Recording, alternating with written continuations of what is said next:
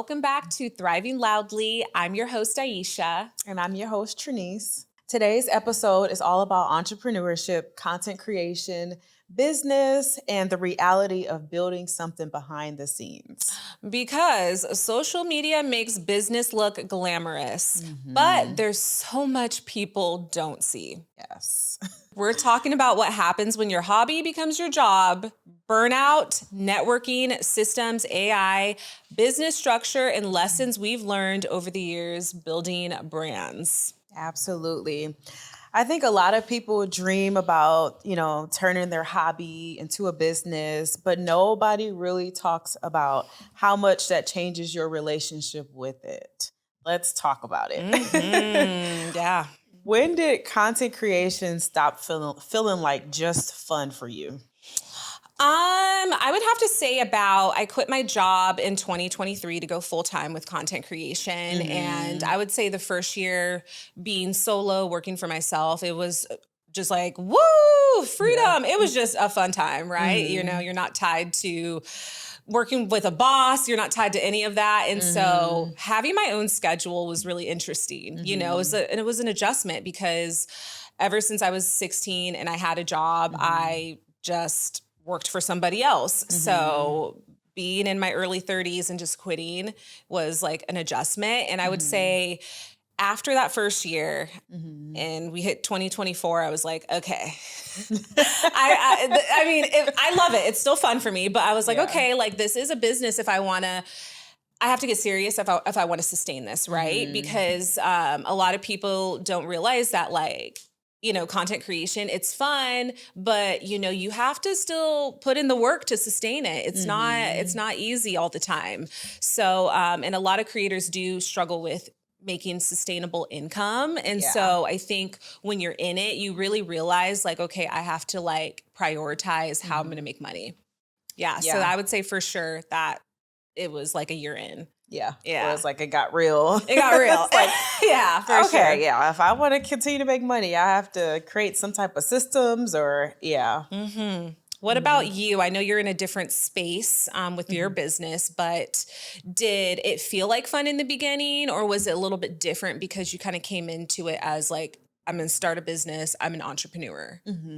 Well, I came into it as really a passion. I started it because I'll give you guys the backstory. So I was working for Vanguard to be a financial advisor. And with that, you have to pass series tests. Yeah. So I didn't pass the test. And if you don't pass the test, if you don't get licensed, you get fired. So I got fired. And I already knew that, prior to taking the job, they said, if you don't pass it, we will fire you. So I had already knew about that. So I got fired and I was looking for another job, couldn't find a job. And so I just decided, well, I have all this experience. I was a branch manager. I've been working in retail forever. I have sales, marketing background, operations background. Why not just, start? First, I thought it was going to be like a consulting business. And then I started to do research on virtual assistant.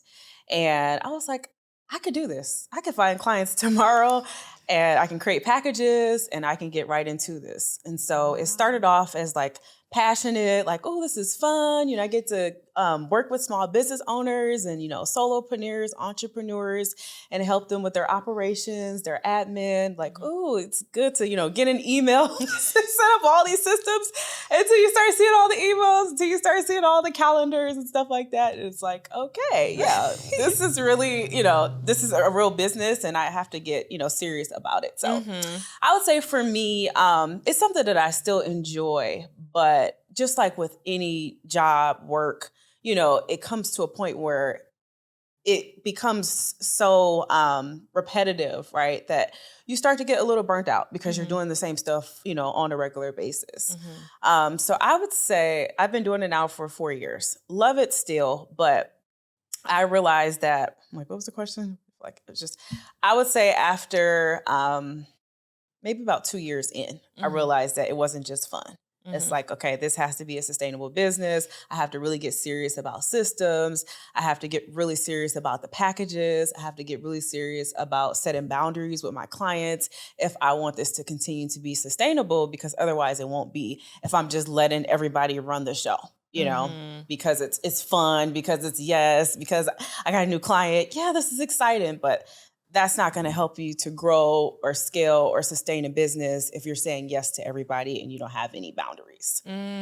That's a good point. So would you say that's something that you would warn entrepreneurs getting into business? Because it's like, I think a lot of people see the freedom that comes with starting your own business, but Hmm. not the actual reality on like, okay, this is a dream, but I also have to like make money and, Hmm. I have to be professional. Like for your Yes. example, if you're, doing virtual assistants, you're Hmm. dealing with people's businesses, their Yes. operations, their own livelihood too. So Hmm. there has to be a level of professionalism involved as well. And making sure you're keeping on track because that's again their business too. Yeah. You're So, representing them in some yeah. shape, form, or fashion. Yeah. Yeah, Yeah. absolutely. So what's something nobody warned you about entrepreneurship given everything that you've talked about? That like kind of going back to like what you said, it's a business, it's not Yeah. just fun, it's just not glamorized. For instance, if I'm working with a client, and if I'm even just working on the back end, I may not be in the forefront working with their clients, but if I'm sending out emails on their behalf, or, if I'm creating standard operating procedures for them, you want to make sure that you are being professional, that you are being accurate with those procedures, that you understand that business owner or that entrepreneur's business so that you're able to write accurate things for them that they're going to, be able to use. But then also managing your time and, really executing on the task because, business still has to run. And so you want to make sure that you're always like for me, I like to time block to manage my time just to make sure, okay, this is what I'm working on, this is what I'm doing. And that's why I always go back to that 9 to 5 schedule, Monday through Friday, because that's what works best for me in order for me to stay on track to be able to manage, multiple clients at a time. Yeah. So that's what I would say. Yeah. Okay. Okay. I like Hmm. that. Yeah. That makes a lot of sense. What's something nobody warned you about entrepreneurship? Oh yeah, in my case. Oh. Yeah. Um that you can't really, I would say in my case as a creator, you can't really rely on one stream of income for so long. You Hmm. have to diversify. You have to make sure you're not just putting your eggs in one basket, especially Hmm. with all these platforms. Yeah. I know last year there was that whole TikTok disappeared. If I was Mhm. only a TikToker, oh no, that's my entire business Yeah. gone. That's always so scary to me. Yeah, Yeah. yeah, these platforms, you don't own them. They can be taken away Mhm. at any second.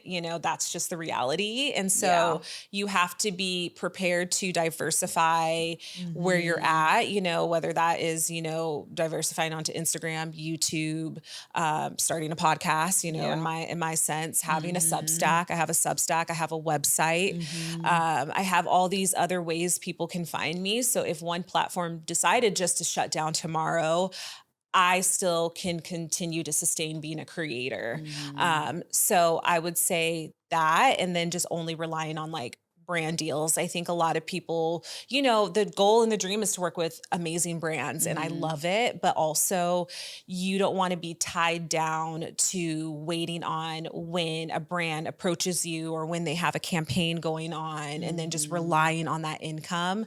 So I really think it's important to have other streams of income. For my take, I'm starting my mentorship program again. I'm diversifying with like, the podcast and Mhm. just other things to where I can kind of maybe step in and even help local businesses with, social media strategy Mhm. or even UGC content. So Mhm. I just try to wear a lot of hats and try to sustain my business that way as well. Yeah, I Yeah. think that's so important. And even on the entrepreneur side, I would tell anybody as well, if you're an expert in your field, you should think about having some division of consulting or coaching. I just think that is Yeah. like monetize it, especially if you have a lot of experience in it, because you don't want to just be focused on one thing. So, like, for instance, for me, I'm a fractional, executive virtual assistant, but I still do coaching, I still do consulting on the side, I still do systems buildups, for some of my clients as well. So I have three different buckets that, I'm taking clients in, and that's what you want, because you may not have, retainer clients. You may be struggling one month, and if you have some projects going on over here, you're still able to sustain. So I would encourage anyone that's in entrepreneurship is to have those several streams of income, have a few clients. You don't want to just rely on one client, because this is your livelihood. And, God forbid, it doesn't work out. Now you're up a creek looking for a job, and not saying that a job is a bad thing, but now you have to put yourself back out there, brush up your resume and all the things, so I would recommend that for sure. Do you feel pressure to always like create now, or just even like stand in demand, right? Yeah, absolutely. I think that's natural to feel that way as a creator. I would say that, especially if you decide to be solely a short form creator, I feel like the short form platforms are just this endless hamster wheel of just like constant output, because those algorithms reward that, right? Yeah. And so you have to stay relevant, especially if you're doing this full time. Yeah. And I think that, to your point, going back to having multiple streams of income, you won't have to feel that constant pressure to be like, I have to continuously put out content, and, hopefully brands will notice me, and hopefully I'll get a brand deal, and hopefully I'll be okay next month. If you're relying on that, it can get really stressful. Yeah. But yeah, there is a lot of pressure to create. I think that is, part of the game. It's part of content creation, right? Because you can be booked and busy one month, and then the next month you're not. And then you have to still continue to pump out the videos and content if you want to get consistent work, right? So I think one way that what we're seeing in the industry right now is even brands and, creators are demanding longer contracts, so where they have a retainer or they're working exclusively with one brand for a year, right? Because then that's guaranteed yearly income, which when you're doing these one-off brand deals, you're not going to necessarily have. Yeah. Do you feel like content creators are burning out more now? Oh, absolutely. It's the algorithms. It's all the stuff you're being hit with, the new features, the platform changes, everything. How does one keep up with all of that? Yeah. The industry, how are you keeping up with that on a regular basis? Staying up, abreast on everything?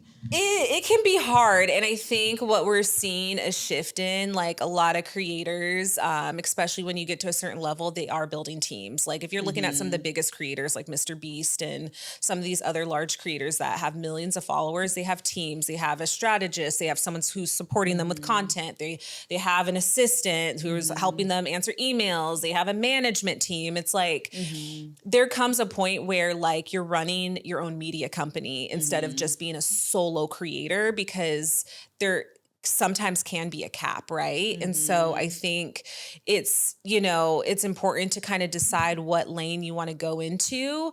I think also there are a lot of creators who are going back to their 9-to-5s. I've been seeing that a lot, or there's been a lot of conversation online about that. Yeah. Because it can get hard to keep up with that hamster wheel, and they're like, I just want a stable income and have content creation just be for fun, right? Yeah, right. And that can get tough, because I think, a lot of people dream of wanting to be a full-time creator, but, I feel like sometimes the sweet spot can be maybe being a creator than having another type of side hustle gig or having a job. I also feel like a lot of, the masses now, they kind of respect that a little bit more. I feel like a lot of people, once you go full time and you're just doing the brand trips and you're doing just all the influencer stuff, a lot of fans, they turn cold, and we're seeing that, because it's not. I just read something about that. Yeah. It's been in the media because it's not relatable anymore. They followed you because you were working your 9-to-5 and they related to your job, and you were talking about the ins and the outs and the highs and the lows with that. And you just talking about your unboxings and, you went on this brand trip to Dubai. Yeah.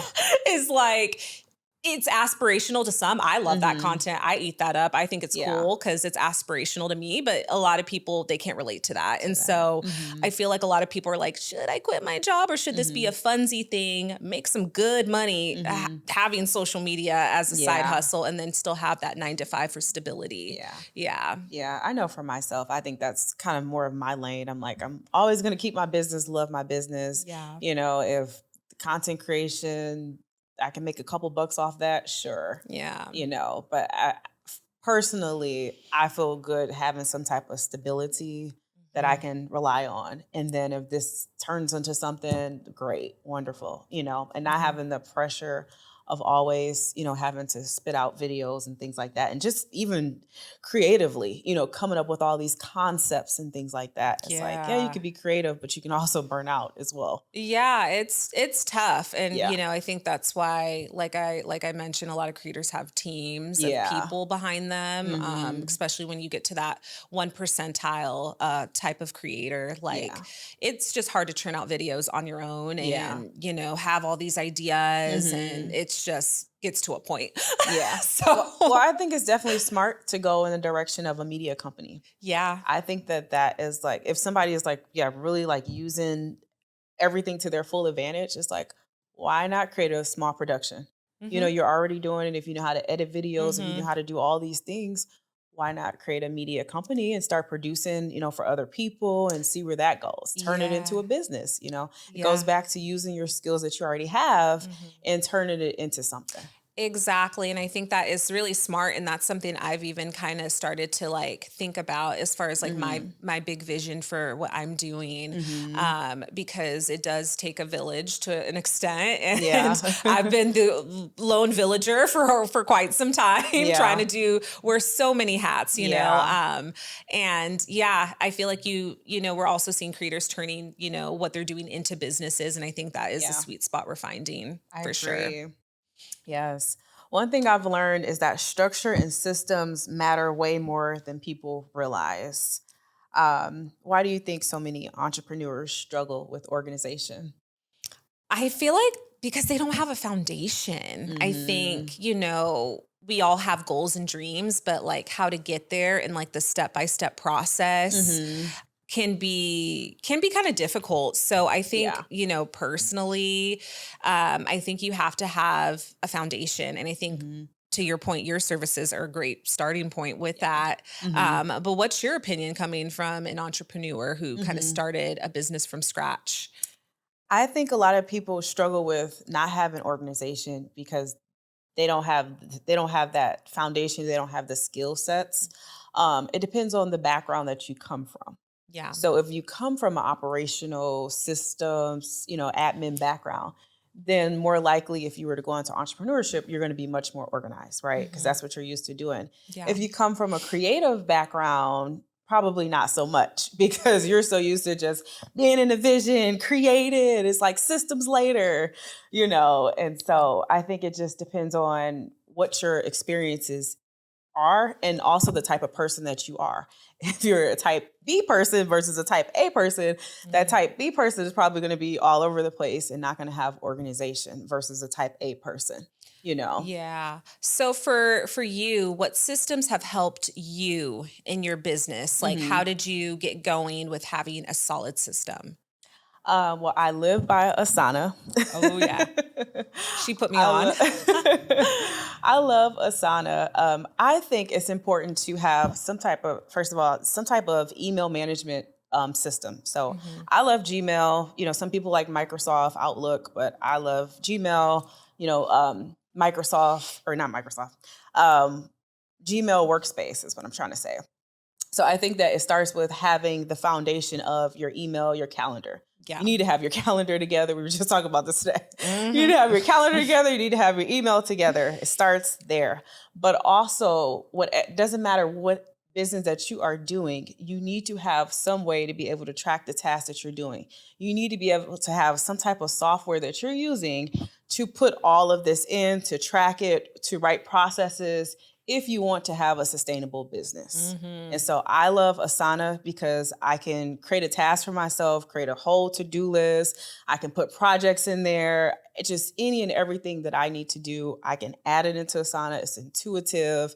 You can set up automations in there. It does so many great things for you to keep you on task. So you're not writing things down on a piece of paper and then forgetting where you put that notebook. And it's like, what did I do with that? So I recommend Asana, but there are a lot of project management softwares out there. I love Basecamp too. Basecamp is really good. Basecamp's been great. Yeah, for me, Yeah. my management team uses Basecamp. Myself and Trinice, we use Asana.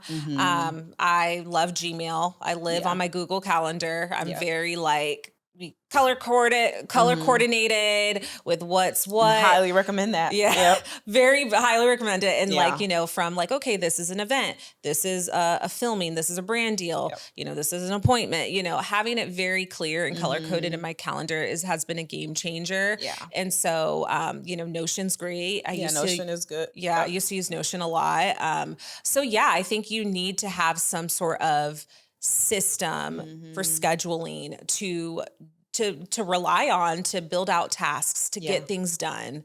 I think that's super important. And even to plan, put your strategies in there. Yeah. Your big picture, because you can always go back in there a year later and look at what your goals. One of the things that I like to do, like in the beginning of the year, is just kind of write out for the whole year all the different goals that I have each month. I'll put that in Asana, January from December.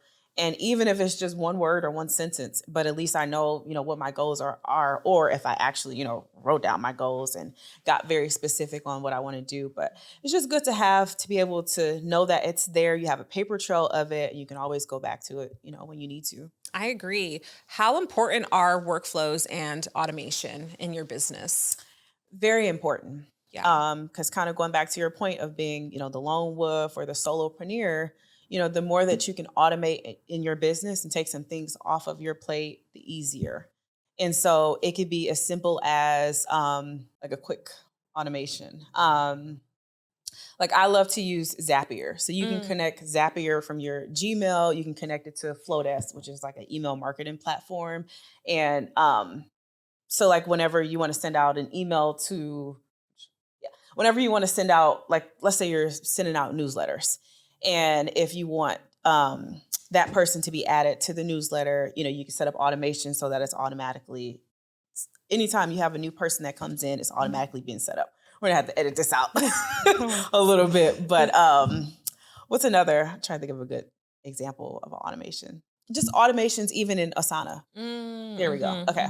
So for instance, in your Asana, I set up some automations. So whenever we're done with the task, it'll automatically go to complete. Ooh, Just like small that. things like that. You can also connect it to your Gmail as well. And you could create tasks from your emails and then automatically sweep into Asana. So just being able to create, small systems and automations like that to make it easier for you. You can plug up Zapier and Gmail so that things can come on your calendar easier. There's just a variety, just different things that you can do. I like that. That's really cool. I think that's so important, especially when you're doing it alone. Yeah. Absolutely. Yeah. So important because I know be forgetting stuff and I'm like, I need something to keep it going, keep me on track. Yeah. Reminders, everything. I mean, we can talk about automations all day. All day, every day. Yeah. So AI has completely changed businesses. So with AI, how are entrepreneurs using AI right now in your experience? I know you work with a lot of business owners. Yeah. Yeah.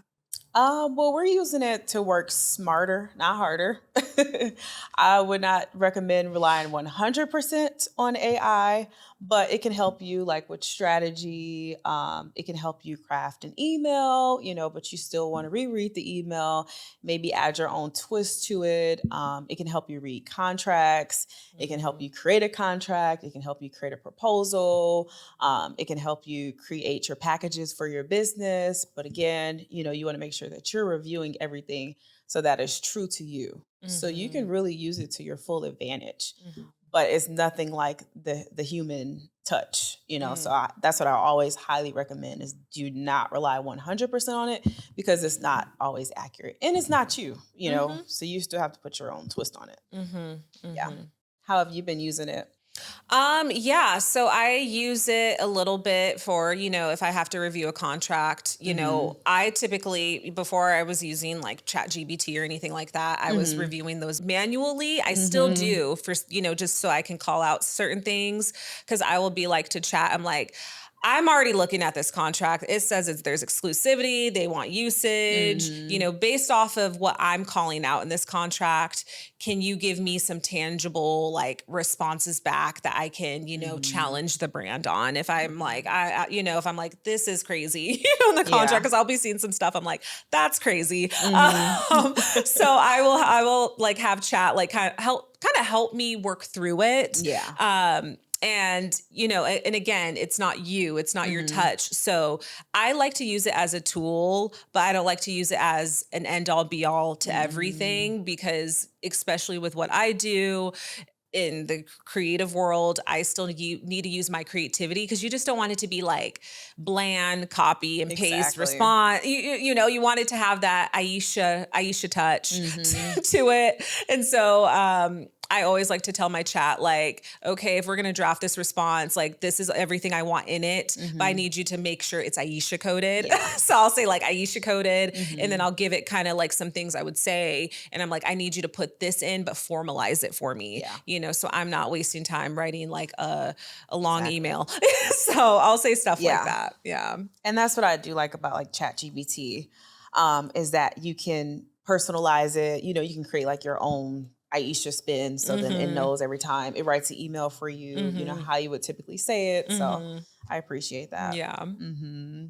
Do you think AI is helping creators or making content feel less authentic? Because I know a lot of people are using it. Yeah, a lot of people I'll are be using guilty it. for some of our captions. I use it. Yeah, I feel like it's a yes and a no. I do feel like it can help creators with like systems, admin. I think definitely use it for like admin stuff, contract reviews, stuff like that. But as far as like using AI for like your creative stuff, I mean, I go back and forth with this. I think, again, it's a tool, but make sure is like kind of unique to you, or make sure like you're taking this with a grain of salt and still trying to add more of your touch to it. Because I do feel like some content, especially with AI, especially in AI right now, it's a lot of like the same generic stuff being spit out. Yeah. Because, ChatGPT is just taking stuff from what they're seeing from Google or,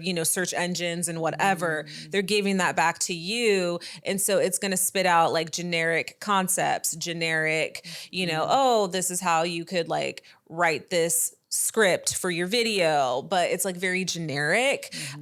So use it as a tool. Like what I like to do with like ChatGPT to be like, hey, this is the brand that I'm working with. This is the concept. Or this is like kind of the creative brief. This is what the brand wants. This is what I'm thinking. And I would tell chat exactly my vision. Like I'll be like, this is exactly how I want it. But can you formalize it into like a script for me based on everything I'm telling you about how I want it? And then I'll review that. And then I'll take that and be like, okay, I don't like this. Like, can we change this? Because I'm actually thinking that. And like, I'll kind of use it as like a coworker versus like just taking what chat is saying and then just running with it. That's kind of how I utilize it because I just feel like this responses can get a little generic. It can sound a little robotic, which it is. It's a robot. Yeah, it is. So, but yeah, that's how I feel about it for sure. And I feel like it can stifle your creativity as well. Yeah. That's why I don't like to rely on it either. Is because it's like, if you're in a creative field, you want to continue to have those creative juices flowing, right? If you're always relying on AI, you start to kind of diminish that, Yeah, you start to dilute it down. Exactly. And you're not really using your thinking skills because again, if you're just relying on AI for everything, if you don't use it, you lose it.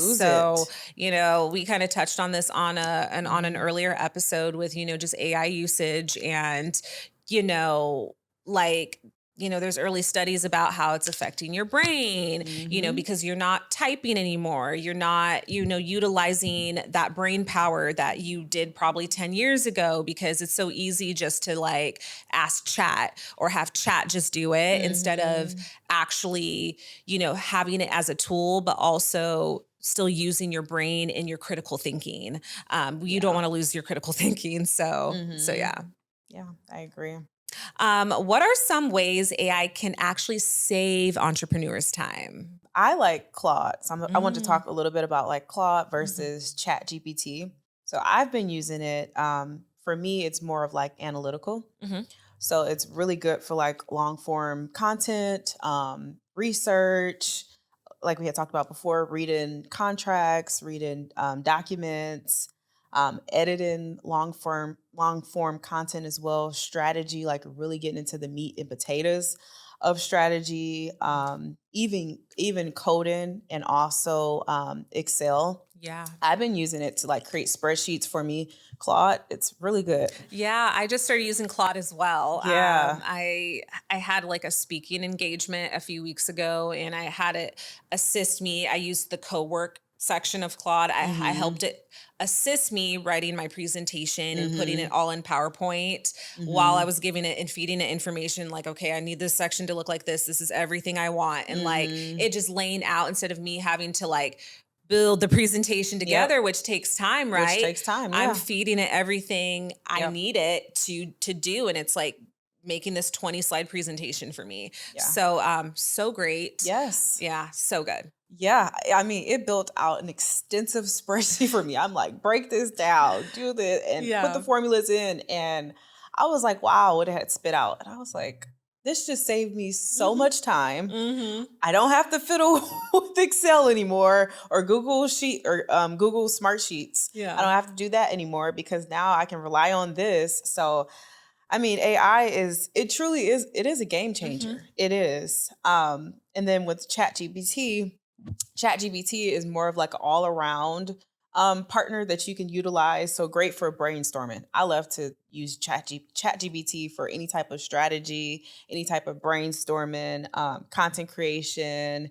It can create visuals and things for you as well. I don't really like the visuals that it Yeah. creates. It looks Yeah. generic to me. Yeah, it looks generic. I'm Yeah, like, and meh. you can tell. It's not there yet. Yeah. Um, Social media planning, I yeah, love that's to a good use one. for it as well. Yeah. And then some other ones, still love Canva. Canva is great. Still recommend that for graphic design. Just a couple more systems that I just wanted to just throw out there for anybody. For social media management, if you want to schedule posts, I recommend Later. Mm, Love mini chat for my content creators, that's especially good. like large content creators or small business owners that want to be able to to reply to comments, fast. Especially if you're selling things, even if you're like a fashion content creator and you want to get those links out fast, That, like with yeah. LTK. Yep. Highly recommend mini chat, setting that up for your followers. Yeah, that's so good. And then a quick shout out with Opius AI, which Oh is great for gosh. clipping videos. I know for the podcast, we're utilizing that a little bit for our short form clips. Mm-hmm.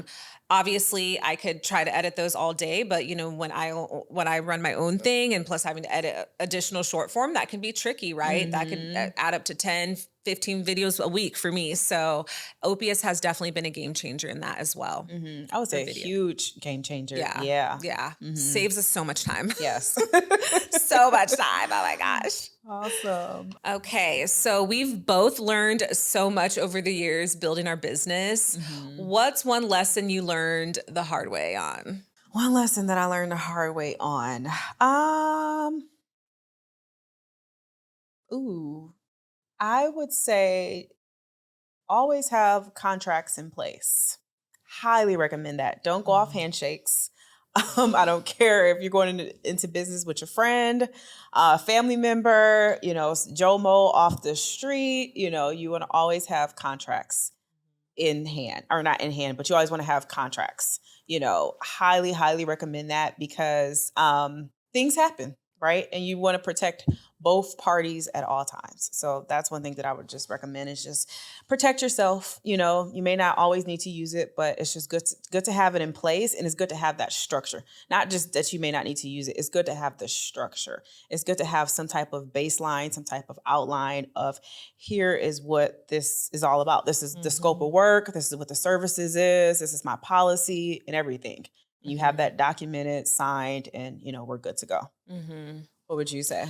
I would say for me is building a foundation before scaling. Mm-hmm. I think for myself, you know, when I like right after I quit my job, I was working with another manager at the time who suggested, she's like, "Oh, you should just get an assistant now." And I'm like, Mm-hmm. "Okay, I was busy enough to have one, but I Mm-hmm. didn't have a system in place. I didn't know what to, have her to do. So I was having her Mm-hmm. do everything. It just was super unorganized." Mm-hmm. And, I think like, yes, you want to scale, you want to scale your business, you want to grow it, you want to get the Mm-hmm. hands and the help. But I think also making sure you have a foundation and systems in place when you're going to bring somebody on. Yeah. And then if you don't know how to do that, maybe have someone like you who Mm-hmm. does operations and that Yeah. can help guide you to put systems in place. Mm-hmm. I think that's definitely something I learned, Yeah. and now, as I'm trying to grow and build again, I have a foundation, so which Yeah. is really good. Right. Yeah. Because it's all in your mind, Hmm. and so you have to get it out on paper. You have to get it out there. You have to let Exactly. people know this is your vision for your business. These are your goals. This is what this is how you see it. This is what you need help with. And so the more that you have SOPs, the more that you have your processes, the easier it is for someone to come into your business and be able to help you to take things off your plate. Hmm. Absolutely. Hmm. Hmm. Yeah, that was hard It's a because I game was. changer. It's a Yeah. game changer for sure. Hmm. Um, what mindset shifted the most for you? I would say staying optimistic because with entrepreneurship, it does ebb and flow, Hmm. and you can lose clients, right? You can have a great year and then you can have a bad year, or a great month and then a bad month. So I would say always staying positive, and just continue to put yourself out there, Hmm. right? Continue to hustle, continue to keep the pipeline full, Hmm. because you just never know. Exactly. I would have to agree with that. I think, when you're an entrepreneur, there's ebbs and flows. You're killing it one month or you're killing it. Hmm. You have a strong year. And then the next year, things can change, you right? Hmm. To you can lose clients. To me, Yeah. it could be like, wow, I booked 30 campaigns this year. This year, it's looking like half of that. I mean, it Mhm. happens, and just understanding that's the territory you're entering when you're an Yeah. entrepreneur. There's going to be a lot of ebbs and flows. And if that Mhm. makes you nervous, then I would highly suggest making sure you have other streams of income Yeah. for yourself for stability, or, some people are, and it's okay. Some people are not all meant to be entrepreneurs. Some Mhm. people feel comfort in having a 9 to 5. And I think that's okay It to want is. comfort and to want stability, to want to know exactly, hey, every 2 weeks, I know exactly how much I'm making. I Mhm. have my health insurance. I have, this, I have that. Like, that's okay. Mhm. Sometimes it's not meant for everyone. And some people don't like the uncertainty in Yeah. being an entrepreneur. And it comes with that. Yeah, it does. Yeah. It's really real. All right. So we are going to close this episode out. We want you to shout out in the comments down below. Do you want a part 2 to this episode? I feel like there's so much we want to Yeah. cover with friendship, networking, building Mhm. a business, with friends, all of that. So we would love to hear your thoughts. Mhm. What is one thing you want entrepreneurs or creators listening to take away from this episode? I think I would have to say systems. If you want to start a business, if you want to be an entrepreneur, if you want to be a sustainable, successful entrepreneur, build the foundation. Yeah. When you're thinking about the business, think about the foundation. Oftentimes we focus so much on marketing. We want the business to look pretty. I want the pretty website. I want everything to be beautiful. But you need to focus on the foundation first. get the clients, get the foundation, and then you can worry about marketing, branding, all that, once you have some funds and things coming in. So I would say, yeah, Exactly. get your back of the house together. Hmm.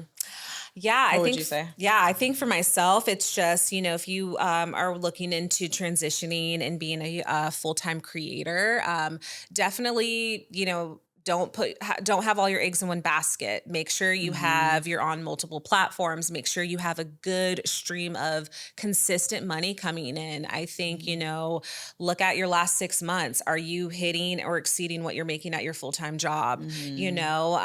Are just little side money isn't going to be enough, because it's like at the end of the day, it's like you have to make sure that's fully replacing your current income.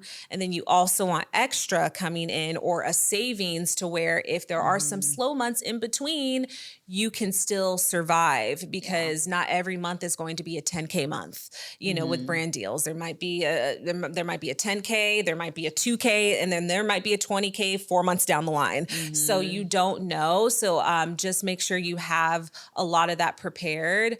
I also will say, multiple streams of income, when it comes to being a creator. You can't just rely just solely on brand deals. If you have a very strong team and a management team that can guarantee you work every single month, and the work is consistent, then you might be okay. But still, what's the long game with that as well? Because, things change, platforms change. One minute you're hot, the next minute it fizzles out a little bit. And so you don't want to just rely on the fact that you'll always be the flavor of the month, right? You have to think like long term, and like, how can I sustain this business long term for myself, to where I can continuously make money long term with being a creator. Yeah. Yeah. And I'll just leave with, and stay consistent. Stay consistent. When it ebbs and flows, stay consistent. Absolutely. Don't give up. Uh-huh. So if this episode resonated with you, share this with another entrepreneur, a creator, or business owner. And make sure to follow us and stay tapped into Thriving Loudly podcast. As always, keep thriving loudly. Yay, Hey. bye. Bye, guys.